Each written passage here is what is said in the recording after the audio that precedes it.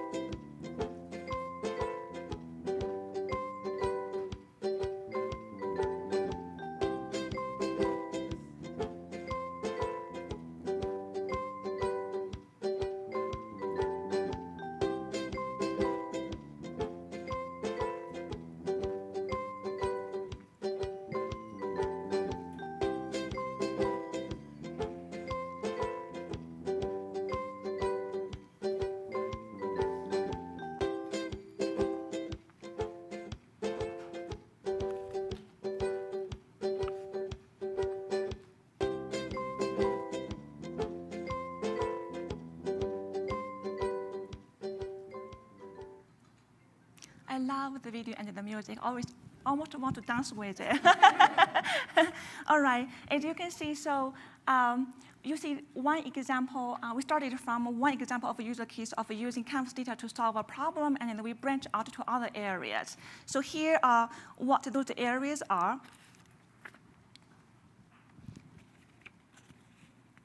So let me see. Yeah. So the first one, the user case is exam duration. So here is the problem, not the problem, it's situation.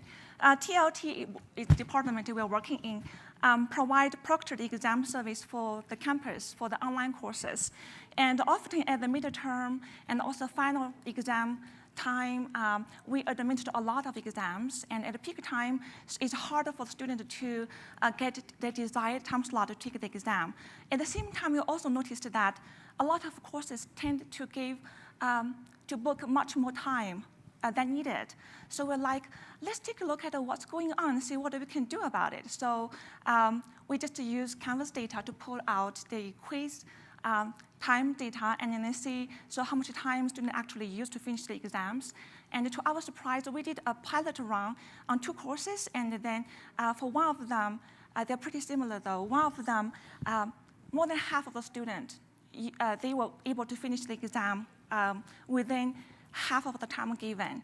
They're all also like maybe 7 or 8 students who finish the exam within 10 minutes. Of course, there are students who used like about almost a time, but it's very minor number. So we're like, this is a very enlightening data. We needed to do a little bit more study, and then we bring the data to approach the instructor to see what we can do differently to provide a better services for our student. So that's one use case. And the next one is, let me see. All right, so Canvas tools to show or not to show.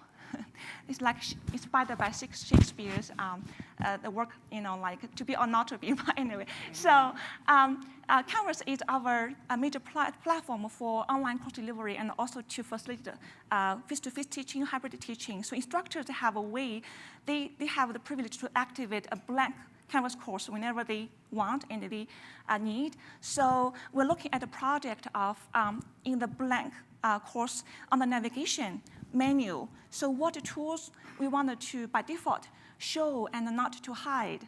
So it's a very similar concept to the blueprint tool that Instructure is going to give us access to. So we just want to make sure that they have the tools they use and maybe hide those they don't use, but they can always turn them on if they want. So what we did is we pulled up Canvas data again and took a look at, we want to know if they use two tools, and let me take back a step. So we had discussion as ID group, saying, hey, what tools do you think we should keep on, what tools we should hide? And then based on our experience working as a faculty member and also pedagogic purpose of the tools, we arrived at consensus, to most of the tools, but there are two that are still we are looking at. One is graded quiz, the other one is non-assignment discussion. So for those assignment activities, they all push out in the assignment tab, right? But for those two activities, they do not push out from the assignment tab. So if we don't, show those tools, then they have to turn them on if they use them because they are not in the assignment tab. So we took a look at the Canvas data again, and then, and surprisingly, you want to know what I found out about how often it's been using at our university. So for the discussions, activities set up in the last spring, this past spring, 67% of discussions were for non-assignment purpose. So we just suspect there is a strong community establishment component there. And then about 22% of the quizzes set up, they were for non-graded quizzes. So we're like, this is some good data. We're going to look at that again and then have discussion and then see what we can do to make the course template or the blank courses activated work better for our instructors. Okay, John will talk about more use cases. Yeah, the next one was the one we kind of highlighted in the video, and that was a professor who approached us that had a research situation he was looking at. Two courses that were taught by the same professor, multiple sections, one hybrid, one fully, or one face-to-face. And so he wanted to look at the interaction between those two. And so he started asking really questions that we weren't sure we could answer. And we started digging into the data, and we found that we had to rely on the request table. Well, anybody that's looked at pulling from the request table know that it is a beast. It is huge, and the data, there's even, when you go into the schema documentation, they say, this information is semi-reliable. Well, we started looking at that. One of the reasons that we found it to be semi-reliable is that certain browsers or mobile devices will report differently than maybe PC devices. And so when we started looking at that, it became really difficult to determine participation in the course and some of the things that this professor was asking to determine what we could pull out of it. In the end, what we ended up doing is we looked at all of the entries that were from a mobile device and compared them against ones that were from a PC device. And we found that there were certain action controller, which is kind of a web controller back-end programming terminology. But we found that there are certain actions that we could pull that were being reported from both the mobile and the PC interface. And so that's what we went off of, and we felt like reasonably certain that we had some good data there that we could provide to that paper, and we look forward to that being published. And so that's one of the things that we learned there. Let me go back and see. Yes, okay. The next thing that, the last use case that we wanted to talk about today is student intervention requests. So from time to time, student affairs will get a hold of us and say, we need some data about this particular situation. And, very often sometimes it has to do with cheating, sometimes it has to do with something else. But we're requested to provide that data. Again, we have to be very careful about the data that is provided. We've taken the stance, whenever those requests come in, that we will provide the data, but we are not going to be interpreting this data for you. And so we have to be very careful. I'm especially concerned about the requests table data, but that is, again, where they often want that data to come from.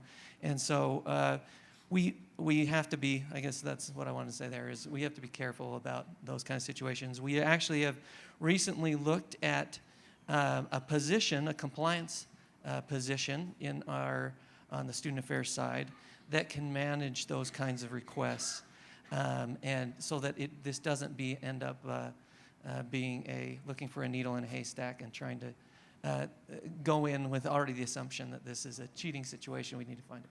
So that position is established, and I look forward to that responsibility going off our plates. Okay. All right. All right. So the real important part here is how you can get started. And so there are 3 different ways that you can set up a database. First of all, Amazon Redshift. And this is what we have actually been doing for the last year and a half. And it's very easy to set up. You go into your Canvas data portal, and you may have to get that turned on by your CSM. I can't remember if you have to or not. But once you go in, you can go in and you get your credentials right in there, and you enter it into your client tool. It's very easy to connect, and you can get started pretty quickly. There is a cost associated with that. And that leads me to the second item there, and that's IT staff. And that's actually what we're moving to because we don't want to pay that amount anymore, and we already have IT staff, and we already have a data warehousing project starting on campus. And so we are moving towards that second bullet, and you need to have technical staff for that who are going to manage and maintain that database. But they found that the documentation is very clear, and they've got it set up pretty quickly. And so we're excited to move on to that. And then finally, the last one is that you could do this on your own computer. This is not recommended. I think it would be a bit of a challenge, and I would say if you're going to do this, encrypt the device. Make sure that that data is carefully protected. But it is possible if you want to load something like MAMP onto your laptop, and if your instance was small enough. Okay. Next is you're going to need some kind of database querying tool. And there are several out there. I just put up some of the most common. Tableau is one that we've used and have found to be very useful for visualization of the data. SQL Workbench also we've been using. We'll talk about that in a second. There's also Razor SQL and I forgot, Datagrip. Yeah. We looked at too. And I'm going to turn the time over to Chin to talk about Tableau. Okay. All right, Tableau.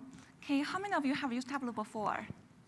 Wow, amazing. Okay, so I used Tableau, and about 4 months ago or something, I forgot, about half a year ago. So I had no SQL basics. To be frank, I took a class long time ago, like maybe 15 years ago, so it's all somewhere. So I'm like, okay, Tableau is good for querying data and also data visualization. I'm like, so John kind of give me Tableau and I play with it. Tableau is awesome. At the same time, I found out that it takes a lot of time to load the data. And the way it doing the data query is it just pulled all the rows from the table that meet the criteria defined in the joins formula. So it just pulled all the rows and put in a large, huge table. It also, I want to mention that it has a very handy, feature, which is the filter feature. You can filter out a lot of unneeded things, but at the same time, that feature, for it to work, it takes forever. So I just, to a point, I got pretty frustrated. I'm like, as I was looking at the Canvas data, learning about what they have, so the approach we used is we put our data, we look at them, and then we run again, But the Tableau, awesome, but took a long time to load the data, so I'm like, we need a change. So we just decided to switch to SQL Workbench. Yeah, and I don't know how many are familiar with SQL Workbench, a few of you. We just kind of fell in love with this tool just because it is so simple to run queries in, very easy to set up, and so we've really set that up and haven't looked back. So brief review of SQL for those who aren't familiar with it. Databases are set up around this concept of tables, which are named sets of data. So here we have the customers and the sales tables, and then you have specific fields in each table that label the data. And so here down below I have an example of what the actual data would look like in a table. And so this is a basic query statement. You have a select statement, you have a from statement, and a where statement. And those three things. So the select statement indicates the specific fields that you're pulling from the table. The from indicates the specific table.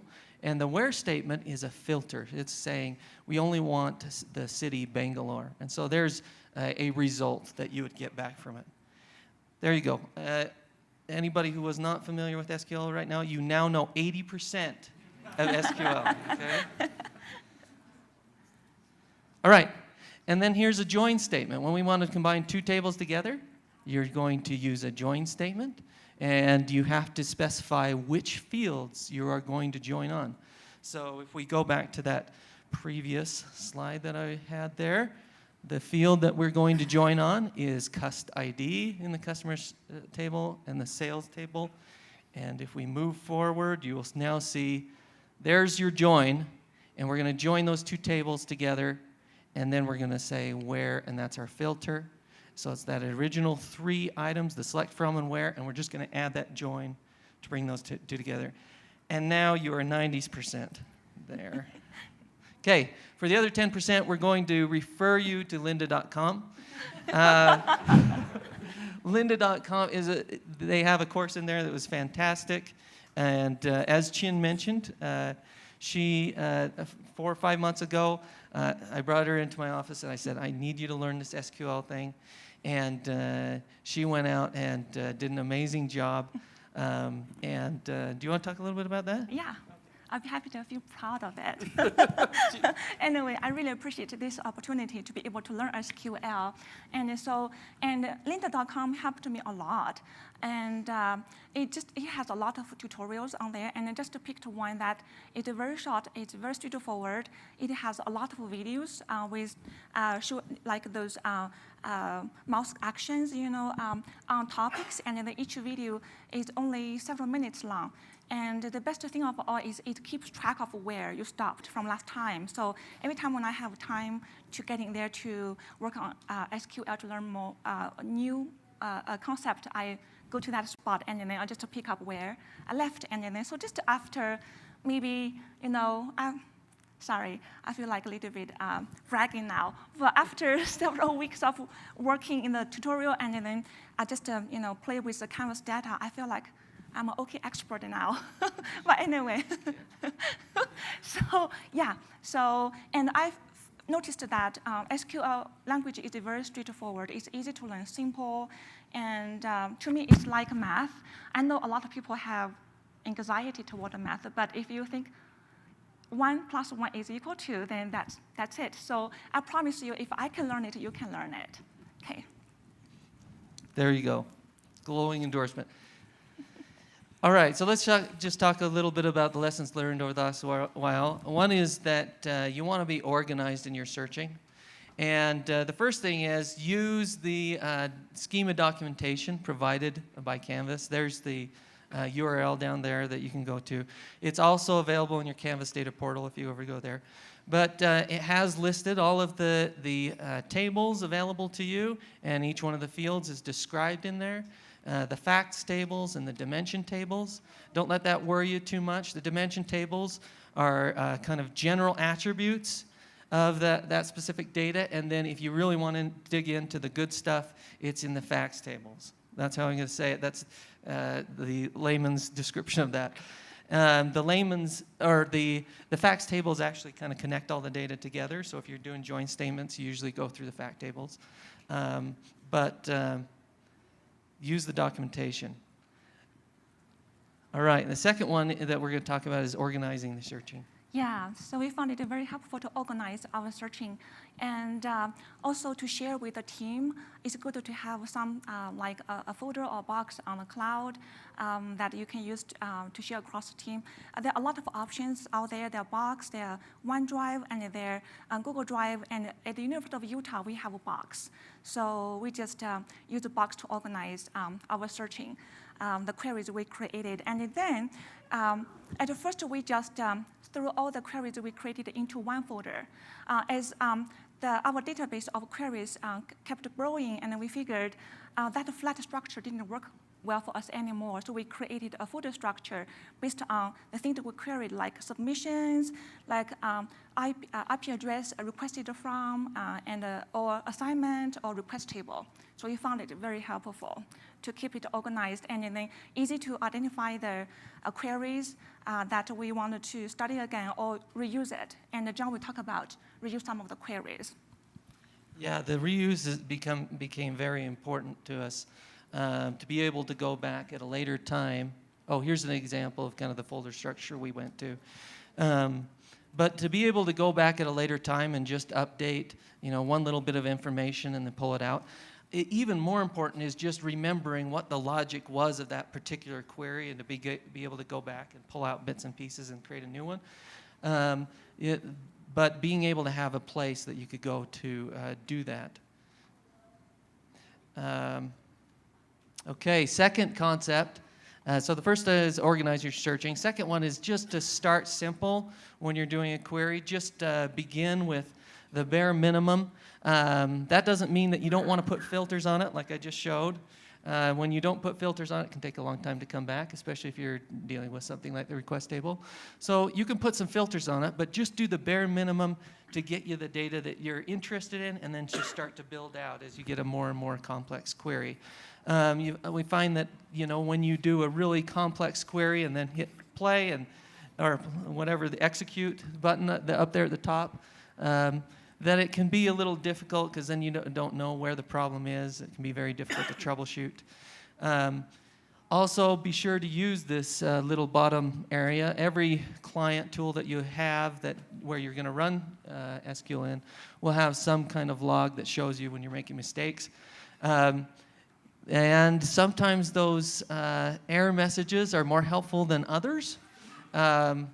But usually it's going to give you a line position that you can look at and say, oh, okay, it's either above this or below this. Sometimes it is on the same line. So do you want to talk about the... Yeah, my story again. Yeah. I feel like I'm very well known today. All right. Okay, so John said to start simple, and that is a very, very useful tip. So I just got so excited about the tables and database, and I felt like I wanted to create a lot of queries, John. So I once created a big query. I joined the user dimension table, the enrollment, and then the quiz time, and also the courses. I joined several tables together using those joins, those condition, the formula algorithm. And then by doing that, I didn't realize it created a lot of redundancy. It created several repeated times of the rows that needed. So if the query worked well, then it should return one row for each student. So that project was for the study how much time student used to finish the quiz time. So it's supposed to return a table for each student. It has only one row. But then what I created turned out to have 100 rows for each student. Yeah, I messed up somewhere. I look at the query, and then I'm like, I was crying. I'm like, no, I didn't cry. I pull up my hair. I'm like, John, help. I don't know what I did wrong.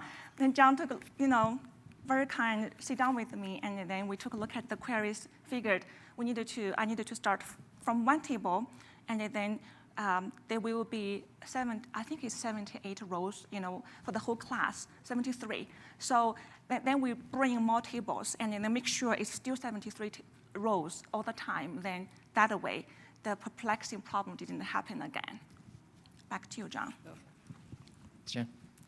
Okay. So we've been through those two. First of all, organize your searching, start simple, and then finally just be pragmatic. And this goes to the point when you're dealing with kind of these one-off questions that we're talking about, you don't have to have a perfect query. And this is a little bit, it's a little bit tempting sometimes to be like, I could do this all in one query. I just have to, and then 3 hours later, you're still working on it. So we've found that, you know what, sometimes just run 2 or 3 queries and then throw it into an Excel spreadsheet and match up the data, and that can be much easier than getting the perfect query. And avoid the temptation to spend all that time on it, especially when it's ad hoc. This is another thing that we've found that works is using embedded queries. So whenever you run a query, it returns a bunch of data, and that data itself can be considered a table. So what you can do is embed queries, and I'll show you an example, inside of each other. And again, this would never be acceptable if you were a developer and you're putting this into the code, somebody would yell at you. You'd get in trouble. But when you're doing these ad hoc queries, you need to be able to loosen those rules a little bit. And the advantage of this is sometimes you write a big, long query and find that the only way to limit that is to replicate it on itself. And so, one solution is to put it into Excel, export those results, compare them up. Another is to just take that query. In this example, I copied everything up top, put it into a kind of an embedded query, ran the results, got the results, and moved on. So those are our 3 suggestions to organize your searching, to start simple, bare minimum query, and then just be pragmatic. Okay, questions? And, I should mention, we do have a little grab bag of sweets here that my colleague Rebecca Groh brought. And I will be giving one of these sweets to anybody that asks a question. Oh, yeah. Oh, it makes a comment. Yeah, that's right. Yes. So what was your process, or maybe you're still in this, you're talking about that compliance position, in terms of establishing governance for who can make those kinds of requests for the data, what they can be used for, and even though you want to sort of be agnostic in terms of interpretation, you have to do some interpretive work with what you're going to give them. How do you make those decisions? What's that process? Yeah, I think we're in the middle of that still. I'll repeat the question. So just describing the compliance efforts and data governance efforts that are going on at our campus. So right now, the policy is that a professor has data governance over their courses, and we have the same idea for a sub-account that the dean will have data governance over their colleges. That's a very loose policy right now. I don't think we've approached, as we bring up this data warehouse, those conversations are starting to happen a lot more on campus. But this position of kind of a compliance officer is exactly to address those kind of questions. And I really think it's needed. Sometimes I felt in these, as I said, when there's a concern about a student cheating, it's really easy to turn that into kind of a find the problem. We already assume that this has happened, and we're going to go find the problem. And I feel uncomfortable with that. And I think you need somebody who represents the student side and can be an advocate for a student in those conversations. And too often we don't have that. And so I'm really excited about that position being established. Did that answer your question? Okay. Yes?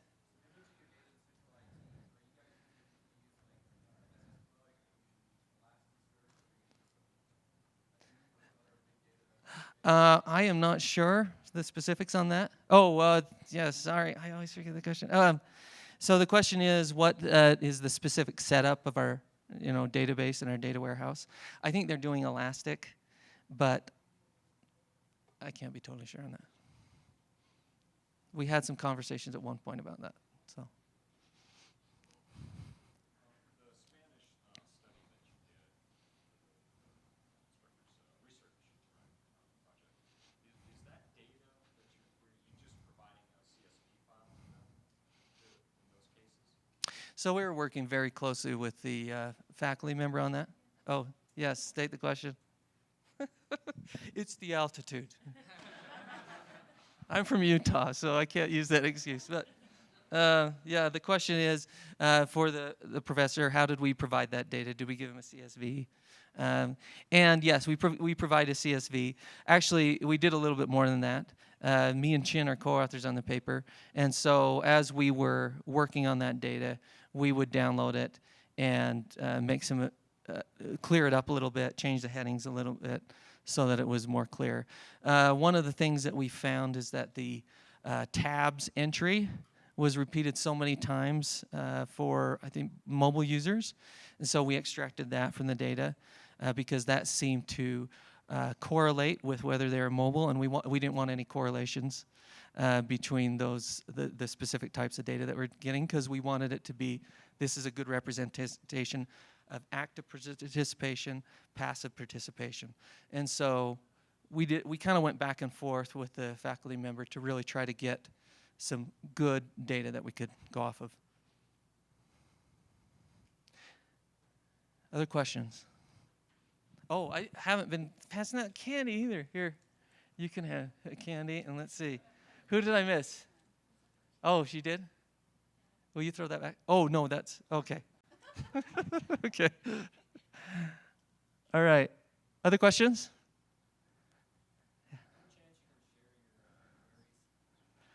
Yeah, sure. Yeah. Come up afterwards and, yeah, we'll spend the, oh, any chance that we can share our queries? Yes, we share our queries.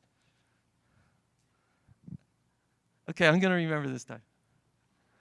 Can you or someone in the room go over, you talked about the fact table versus the dimensional tables. I'm reading the paragraph in the documentation, but can you go over what that means? Yeah. So, yeah, I'll go over that. So the question is going over the difference between a fact and a dimension table. Is that correct? So it's built on a star schema. And what star schema tries to do is take data that doesn't change as much and put it into certain tables, and then put aggregated data and data that changes much more often in the fact tables. And also have the fact table kind of be the central point to bring joins together. And so that's the big difference. Honestly, when we're writing our queries, I am not as concerned with that, because these, as I've said before, these is ad hoc, and we're just trying to get the data out. And if we can get the data with the dim table, we use it. But if you were to do, deeper kind of queries where you're going to put it into a programming environment, then you need to make sure that you're, following a star schema. There's a few resources that you can Google that show you how to best query a star schema database. As we go over that documentation, will the joins be obvious? Will they be obvious? No. Well, yeah, I mean, it really depends on the situation. And that's why I think there has to be this iterative approach. From time to time, you will think, okay, this is what this joins on. I can see the two fields. I have a customer ID here. I'm going to join it together. This is just an example. But you'll join them together, and you'll get 0 results. Okay, something's wrong there. Okay, I go back, and I realize that this customer ID is looking at SIS ID. This is looking at something else. So I think that's why you've got to take an iterative approach on this kind of stuff. Start simple and then build out as you go. And yeah, can I get it back there? Oh, I didn't. Sorry. You can have a piece of candy, but I'll walk it back to you. Okay. Oh, gee. Any other questions? Yeah. Yeah, you can contact us. John.thomas@utah.edu and chin.lee@utah.edu. Oh, it's jon.thomas@utah.edu. Yeah. Utah? Yes. Yeah, that is. You're good. You must be. Okay. Yeah.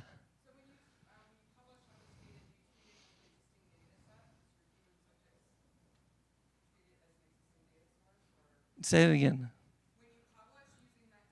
Yeah. Yes. No, we had to go fully through IR. Oh, so the question is, when we published this data, did we have to go through IRB? Is basically what you're asking. Yes, we did. So we had to go, and we had to define the specific information that we're going to pull from Canvas. And that's another question that I know that is coming up at other universities. Is when you request this data, you have two levels really. You have data governance, and then you also have, for published research, you're going to have to go through IRB and specify which data you're going to get. So, yes. Yes, yes. That's exactly correct. Did everybody get that? Yes, the IRB in our case did treat that as exempt. Okay, any other questions? I'll walk back here, Candy, as well. Yes.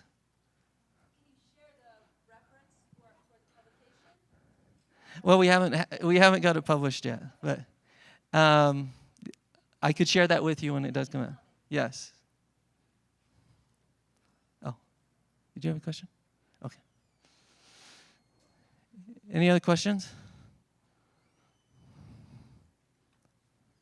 Okay. Thank you.